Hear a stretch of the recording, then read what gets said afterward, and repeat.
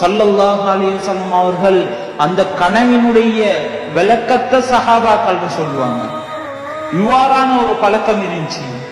ஒரு நாள் காலையில ரசூலுல்லாஹி ஸல்லல்லாஹு அலைஹி வஸல்லம் அவர்களுடைய தோழர்களை பார்த்து சொல்றாங்க, தோழர்களே, நான் இன்றைய ஒரு கனவு கண்டேன்.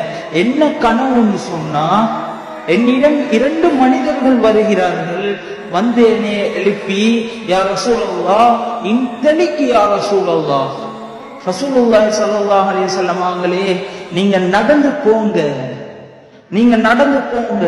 நான் அந்த 2 மனிதர்களோட நடந்து போனேன். முதலாவது கட்டத்தை நான் அடைஞ்சேன். சுபஹானல்லாஹ்.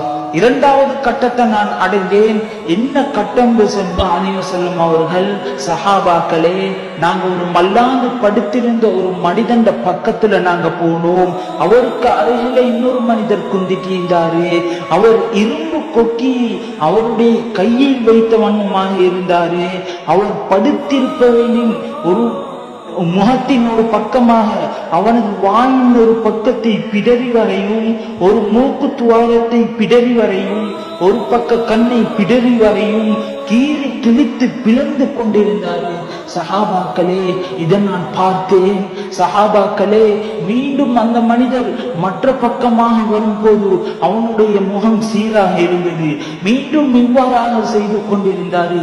இதை பார்த்தோம்னா எனக்கு ஆச்சரியமா போயிட்டு, சஹாபாக்களே, நான் அந்த 2 மனிதர்கள்ட்ட கேட்டேன், ரஜுலான், இந்த 2 நபர்களும் யாரு, இவங்களுக்கு ஏன் இப்படி வேதனை கொடுக்கப்படுது என்பதாக அந்த 2 மனிதர்களிடத்திலேயே நான் கேட்டேன். அந்த 2 மனிதர்களும் என்னிடத்துல சொன்னாங்க, யா ரசூலல்லாஹ் இன்தலிக்கு யா ரசூலல்லாஹ் ஸல்லல்லாஹு அலைஹி வஸல்லம் அவங்களே, நீங்க நடந்து போங்க யா ரசூலல்லாஹ். சஹாபாக்களே, நான் நடந்து சென்றேன். 3வது கட்டத்தை அடைந்தேன், 4வது கட்டத்தை அடைஞ்சேன், 5வது கட்டத்தை அடைஞ்சேன், 6வது கட்டத்தை அடைஞ்சேன், 7வது கட்டத்தை அடைஞ்சேன்.